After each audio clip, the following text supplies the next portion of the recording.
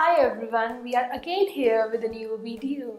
Today we are going to talk about the topic suffix. Basically, suffix are the words which come after the actual words and change their meanings.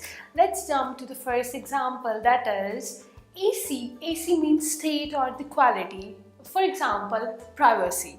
The second example says al, that is act or a process of. For example, fatal.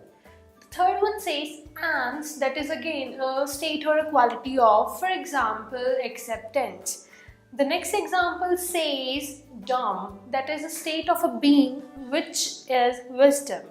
The next one is or are the words which are used in the suffix, which means one who. For example, collector, driver, dancer, etc.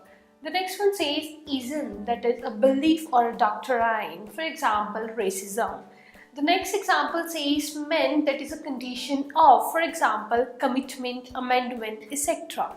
The next example says ity, that is quality of. For example, humanity. The next one says ness, that tells the state of a being. For example, heaviness, happiness, etc. The last example says shun. For example, it tells the state of a being, that is transition.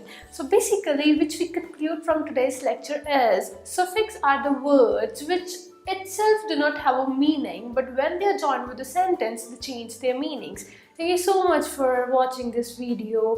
Do wait for our next video and do not forget to subscribe our channel, Arts Learning. Thank you so much.